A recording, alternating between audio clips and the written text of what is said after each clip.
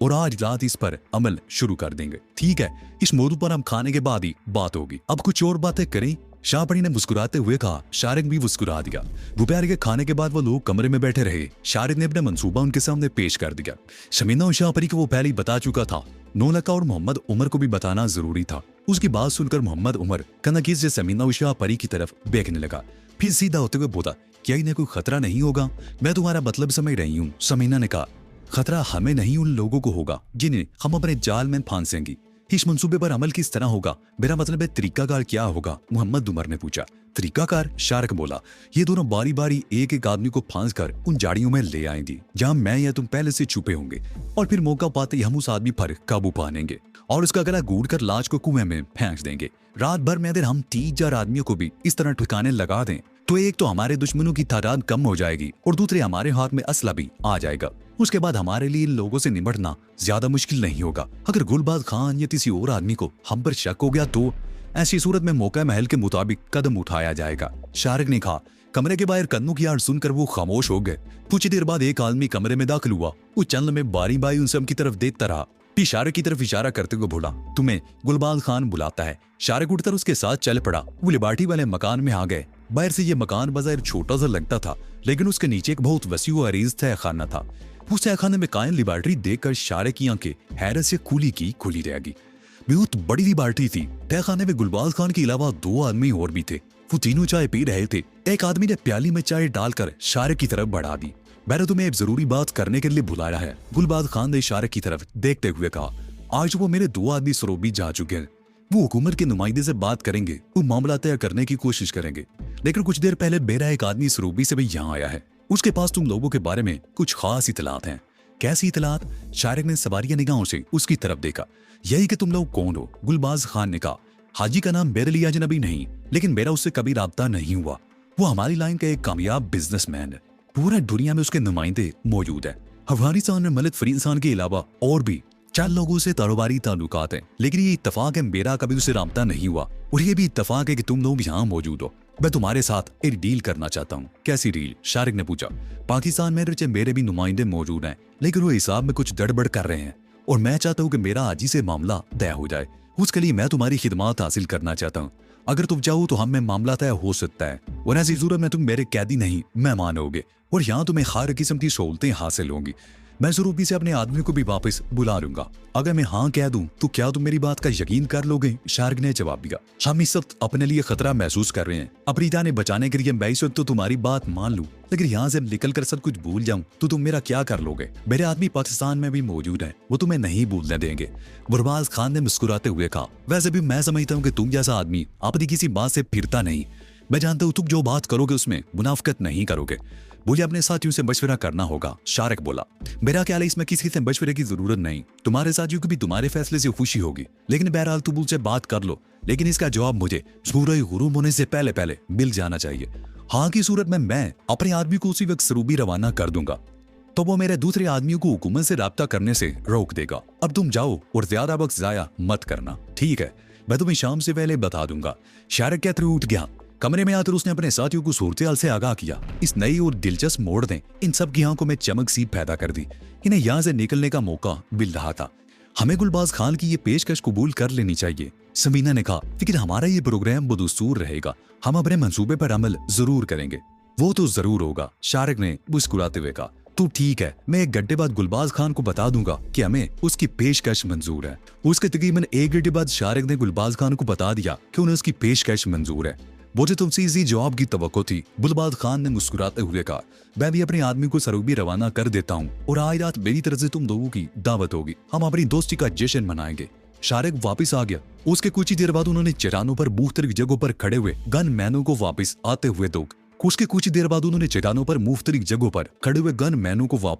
हुए देखा। गोया पैरा भी हटा लिया गया था। यह अच्छी बात है, शाहपरी ने कहा। ही लोगों के इधर उधर बिखरे हुए होने की वजह से हमें अपने काम में दुश्वारी पेश आती। अब हमारा काम आसान हो गया। गुलबाज खान का आदमी सरोबी रवाना हो गया और शाम होते ही दावत की तैयारियां शुरू हो गई। वो आदमी सूरज गुरूब होने से तकरीबन 2 घंटे पहले पहाड़ों में चले गए। उनकी वापसी सूरज गुरूब होने के बाद हुई। वो 4 बार को शिकार करके लाए थे, जिनकी खालें उतार कर पार्चे बना लिए गए थे।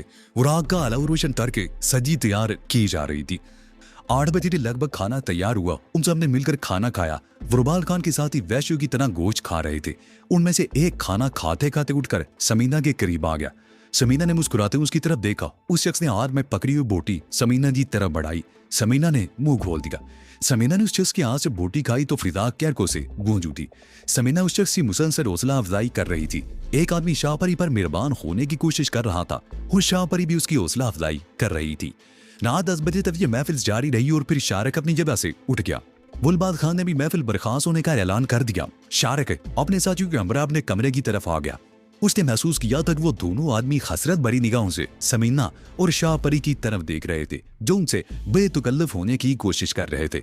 अपने कमरे में आकर वो सरगोशियों में बातें करते रहे। उन्होंने प्रोग्राम तय कर लिया और फिर शारक उठकर कमरे से बाहर आ गया। डिमांडी की तरफ बल्ब जल रहा था, लेकिन दूसरी तरफ तारीकी थी। शारक कुछ देर तक इधर उधर देखता रहा, फिर मोहतात अंदाज में चलता हुआ कुएं की तरफ बढ़ने लगा। कुएं के करीब पहुंचकर वो रुका और फिर एक मुख्तसर सा चक्कर काटता हुआ दूसरी तरफ झाड़ियों में घुस गया। उसके तकरीबन 1 घंटे बाद समीना कमरे से निकली। वो भी कुछ देर तक दरवाजे के बाहर खड़ी तारीकी में घूमती रही, फिर दबे कदमों एक तरफ चलने लगी। उस वक्त उसका दिल बड़ी तेजी से धड़क रहा था। हाय, दिन भर में उसने ये बात नोट कर ली थी कि लिबर्टी के दाएं तरफ एक न एक आदमी 24 घंटे मौजूद रहता था और समीना उसी तरफ जा रही थी। इमारत का मोड़ घूमते ही वो रुक गई। लिबर्टी की तरफ पिछली दीवार के साथ एक बल्ब जल रहा था। गुआर होने की वजह से उसकी रोशनी ज्यादा दूर तक नहीं फैल रही थी। समीना दीवार के करीब खड़ी इधर उधर देखती रही। उसे वो आदमी हुई नजर आ गया जो वहां तकरीबन कई फुट दूर बैठा हुआ था। उसका रुख दूसरी तरफ था। समीना ने अपनी कमीज के ऊपरी 2 बटन खोल दिए और दबे कदमों एक तरफ चलने लगी। वो पत्थरों की हाड़ में चल रही थी। तकरीबन 10 गज का फासला तय करके वो रुक गई। वहां से पत्थरों की आड़ होने की वजह से रोशनी ज्यादा नहीं थी। वो कुछ और आगे बढ़ गई। यहाँ से वो आदमी साफ नजर आ रहा था। समीना होले से खांसी। उसका अंदाज ऐसा था जैसे अचानक आने वाली खांसी पर काबू पाने की कोशिश कर रही हो। इसका मकसद पूरा हो गया। खांसी की आवाज सुनकर वो शख्स तेजी से इस तरफ दौड़ा। उसे समीना वो देख लिया। समीना इस तरह खड़ी थी जैसे उस शख्स की मौजूदगी से बेखबर हो। वो शख्स अपनी जगह से उठकर दबे कदमों चलता हुआ उस तरफ आने लगा। करीब पहुंचकर वो रुक गया। आहट पाकर समीना पीछे मुड़ी। उस शख्स को अपने करीब देखकर उसके चेहरे की रंगत बदल गई। ए, तुम यहाँ क्या करता है? वो शख्स बोला। उसकी आवाज ज्यादा बुलंद नहीं थी। कमरे में लेटे लेटे दम घुट रहा था।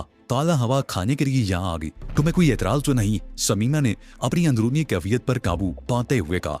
ओ, हमको क्या एतराज होगा? आओ हमारा साथ बैठकर बातें करो। वो शख्स 2 कदम आगे बढ़ाया। समीना जरा सा पहलू मोड़े खड़ी थी। वो एकदम सीधी हो गई। उसकी कमीज के बटन फूले हुए थे।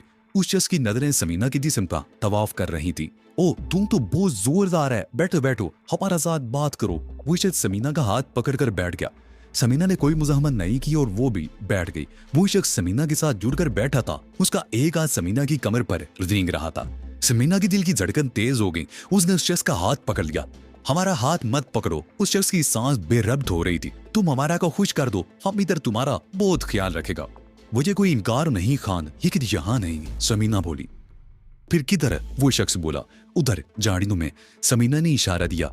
यहाँ रोशनी है, अगर किसी ने देख लिया तो। ओ, तुम सच बोलता है। वो शख्स जल्दी से बोला। चलो उधर चलो। उस शख्स तो उठकर पहले चारों तरफ देखा, फिर समीना को इशारा करता हुआ झाड़ियों की तरफ चल पड़ा। समीना भी उसके साथ ही चल रही थी। उस शख्स ने समीना का हाथ पकड़ लिया। वो एक मुख्तसर सा चक्कर काटकर झाड़ियों में आ गए। समीना उसे उस तरफ लिए जा रही थी जहाँ शारक मौजूद था। जगह का तयन वो पहले ही कर चुके थे। झाड़ी में पहुंचते उस शख्स ने समीना को अपनी गिरफ्त में लिया। इधर नहीं, जरा और आगे। समीना ने अपने आप को छुड़ाने की कोशिश करते हुए सरगोशी की। चलो आगे चलो। वो शख्स बेकाबू हो रहा था। समीना आगे चल पड़ी। चंद कदम बाद वो रुक गई। उस शख्स ने अचानक उसे दबोच लिया। समीना नीचे गिर गई। वो शख्स उसके ऊपर था और वैश्य ही की तरह दोनों हाथों से उसे नोच रहा था। समीना को शरीर घिन आ रही थी। झाड़ियों में सरसराहट की आवाज सुनकर समीना ने इत्मीनान का सांस लिया। समीना पर लदे उस शख्स ने भी शायद झाड़ियों की सरसराहट सुन ली थी। वो समीना को छोड़कर पीछे मुड़ा, लेकिन उसे देर हो चुकी थी। शायरक ने झाड़ियों में से छलांग लगाकर बड़ी फुर्ती से उसे दबोच लिया। शायरक के दोनों हाथ उस शख्स की गर्दन पर थे और वो पूरी कुव्वत से उसका नरखरा दबा रहा था। वो शख्स बुरी तरह उछल रहा था। समीना ने उसकी टांगे पकड़ रखी थी। चंद मिनट बाद ही उस शख्स की मुजाहमत खत्म हो गई, लेकिन शायरक ने उसकी गर्दन से हाथ उस वक्त हटाए जब उसे इत्मीनान हो गया कि वो खत्म हो चुका है। उसे छोड़कर शायरक अपने फूले हुए सांस पर काबू पाने की कोशिश करने लगा। समीना उसके करीब ही खड़ी कमीज के बटन बंद कर रही थी।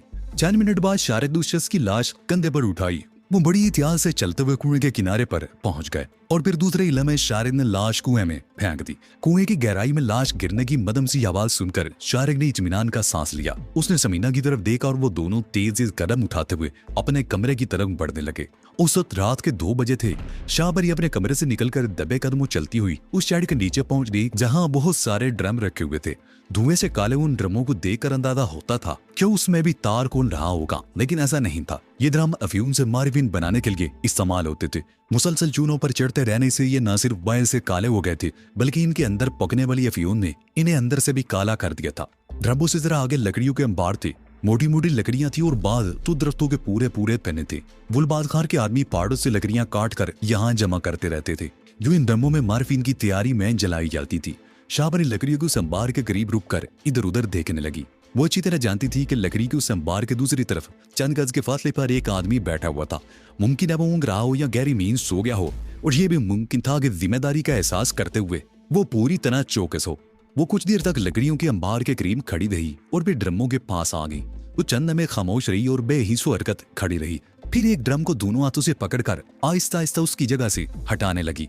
ड्रम खाली होने के बावजूद खासा वजनी था। शाहपरी ड्रम को किनारों से पकड़कर आहिस्ता आहिस्ता घुमाती उसकी जगह से 3-4 फुट दूर लेती और फिर वो ड्रम उसकी हाथों से छूटकर नीचे गिर गया। सन्नाटे में ड्रम के गिरने की आवाज दूर तक फैली थी, लेकिन उसके फौरन ही बाद यकदम सन्नाटा छा गया। शाहपरी को यकीन था कि लकड़ियों के अंबार के दूसरी तरफ बैठे हुए मुहाफिज ने वो आवाज सुन ली होगी। वो बड़ी फुर्ती का मुजाहिरा करते हुए अपनी जगह से हटकर चंद फुट दूर एक और ड्रम के पीछे छुप गई। चलने में खामोश रही और फिर कदमों की आवाज सुनाई देने लगी। शाहपरी ने मुहाफिज को लकड़ियों के अंबार के दूसरी तरफ से निकलते हुए देख लिया था। वो अपनी जगह से हटकर एक और ड्रम के पीछे छुप गई। कुछ देर तक कदमों की आवाज सुनाई देती रही और एक बार फिर खामोशी छा दी। शाहपरी ड्रम की आड़ से झांक कर देखने लगी। वो मुहाफिज नजर नहीं आ रहा था और ना ही किसी तरफ से उसके कदमों की आवाज सुनाई दे रही थी। उसका ख्याल था कि शायद वो अपनी जगह वापस चला गया होगा। शाहपरी अपनी जगह से हरकत करना ही चाहती थी कि अपने हकम में हल्की सी आहट सुनकर चौंक गई। वो तेजी से पीछे मुड़ी, लेकिन उसे देर हो चुकी थी। गायबी थी नार उसकी पूंछ से लग गई और उसके साथ ये हल्की सी घुर्राहट उसकी समाज से टकराई। तुम जो कोई भी हो, अपनी जगह से हरकत मत करना। शाहपरी के मुंह से बेइख्तियार गहरा सांस निकल गया। ये जुमला पश्तो में कहा गया था और ये यकीनन वही मुहाफिज था जो कुछ देर पहले ड्रम के गिरने की आवाज सुनकर लकड़ियों के अंबार के पीछे से निकला था। वो यकीनन बहुत मोहतात आदमी था और बड़ी महारत का सबूत देते उसके हकम में पहुंचा था। हाथ उठाकर मेरी तरफ घूम जाओ और कोई चालाकी दिखाने की कोशिश ना करना, मुहाफिज ने उर्रा कर कहा। शाहपरी ने दोनों हाथ ऊपर उठा लिए और आहिस्ता आहिस्ता घूम गई। उसके सर पर दुपट्टा या चुंदरी किस्म की कोई चीज ना थी। इस तरह हाथ ऊपर उठाने से उसके सीने में तनाव पैदा हो गया। सामने खड़े हुए मुहाफिज की नजर उसके चेहरे और सीने पर पड़ी तो उसके मुंह से भी बेइख्तियार सांस निकल गया। आंखों में चमक सी उभर आई। तो तुम इस वक्त यहाँ क्या कर रही हो? वो अकलाया। कुछ नहीं, शाहपरी ने खौफजदा लहजे में जवाब दिया। ऐसे यहाँ आ गई थी आधी रात को, ऐसे ही तो इधर नहीं आई हो, मुहाफिज ने जवाब दिया। ऐसे यहाँ आ गई थी। मुहाफिज ने कहा, मैं भी तुम्हें गुलबाज खान के पास ले जाता हूँ, वो तुमसे पूछ लेगा कि इस वक्त यहाँ क्या कर रही हो। नहीं, शाहपरी जल्दी से बोली, वो मुझे जिंदा नहीं छोड़ेगा। मैं यहाँ कुछ नहीं कर रही थी, तुम मुझे जाने दो। तुम्हें जाने दो? मुहाफिज उसके चेहरे पर नजरें जमाते हुए बोला। एक शर्त पर तुम्हें छोड़ूंगा। मुझे तुम्हारी हर शर्त मंजूर है, बोलो क्या चाहते हो? शाहपरी खौफजदा लहजे में बोली। तुम खूब सोच सकती हो कि मैं क्या चाहता हूँ, मुहाफिज ने कहते हुए राइफल नीचे झुका ली और 2 कदम आगे बढ़कर दूसरे हाथ से उसका जिस्म टटोलने लगा। अगर मैं तुम्हें गुलबाज खान के पास ले जाऊंगा तो मुंह से वो बात भी नहीं करेगा।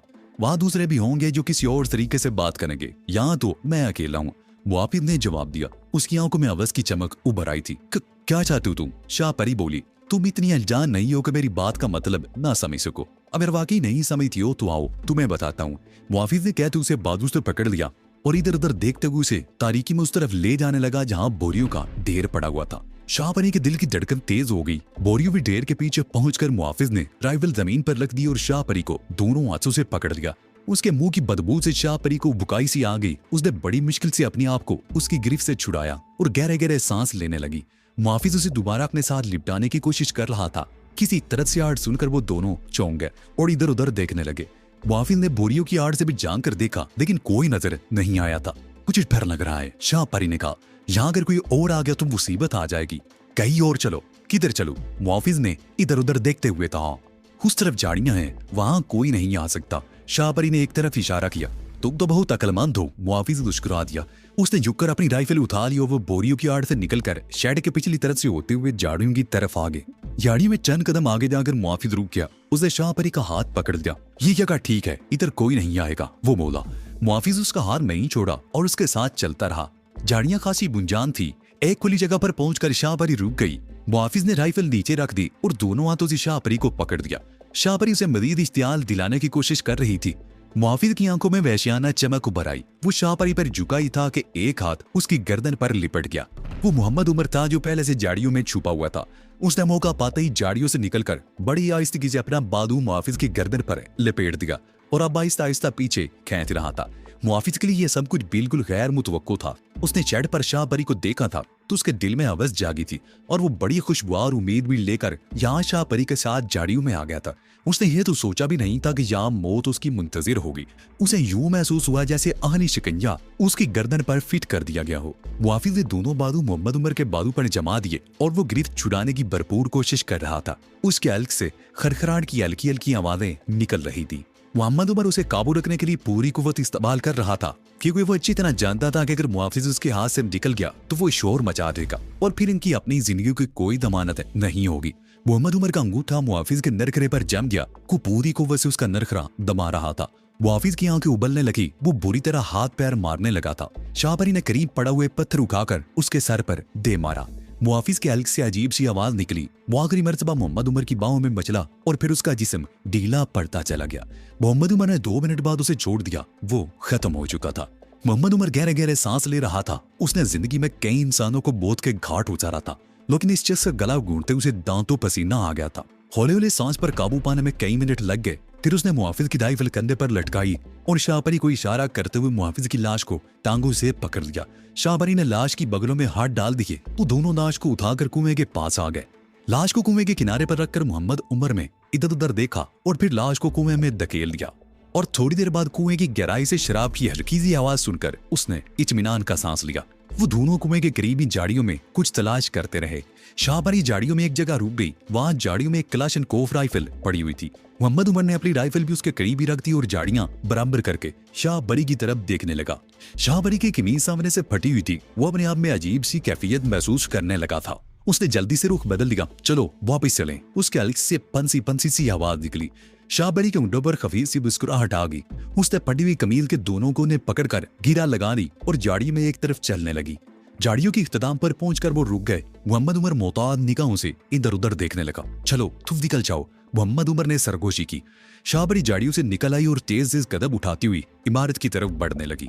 कुछ ही देर बाद वो कमरे में पहुंच चुकी थी। शमीना, नौलका और शारिक जाग रहे थे। शाहपरी को देखकर उठकर बैठ गए। शमीना की नजरें फौरन ही शाहपरी की फटी हुई कमीज की तरफ उठ गई। क्या रहा, मोहम्मद उमर कहाँ है? उसने सरगोशियाना लहजे में पूछा। वो आ रहा है, शाहपरी कहते हुए बैठ गई। हम वाकई वैचियों में फंस गए हैं। अगर मैं अकेली उसके हाथ लग जाती तो वो मुझे खूर ख्वार भेड़ियों की तरह चीर फाड़ डालता। शारिक कुछ कह नहीं चाहता था कि उसी वक्त मोहम्मद उमर भी आ गया। वो लोग सरगोशी में बातें करते रहे। राइफल वही रख दी थी ना? शारिक ने मोहम्मद उमर से पूछा। हाँ, वहां तुम्हारी रखी हुई राइफल भी मौजूद थी, मोहम्मद उमर ने जवाब दिया। फिर चंद लम्हों की खामोशी के बाद बोला, जब हम यहाँ आए थे तो इनकी तादाद 10 थी। 2 आदमी पहले चले गए थे। तीसरे को शाम को गुलबाज खान ने बेच दिया और 2 को हमने अंडरग्राउंड कर दिया है। इस तरह अब यहाँ सिर्फ 5 आदमी रह गए हैं। अगर गुलबाज खान को ये शुबा हो गया कि उन 2 आदमियों को हमने कत्ल किया है तो हमें जिंदा नहीं छोड़ेगा, नौलखे ने कहा।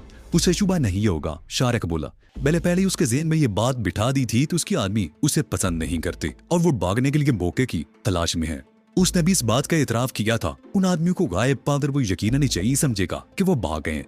हमें 2 राइफलें मिल गई हैं, मोहम्मद उमर ने कहा।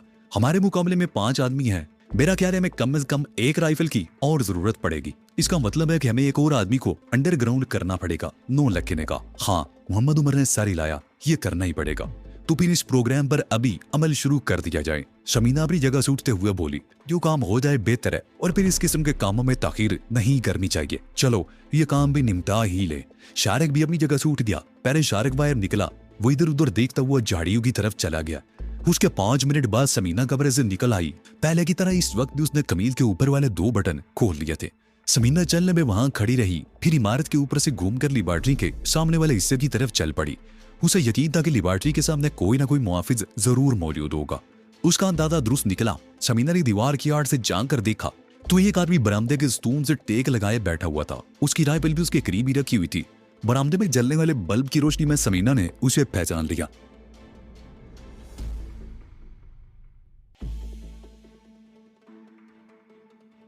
तो ये थी आज की स्टोरी। आपको ये वीडियो कैसी लगी कमेंट में बताएं और हमारा चैनल सब्सक्राइब कर दे, साथ ही बेल आइकन भी दबा दें। अगला एपिसोड जल्द आएगा।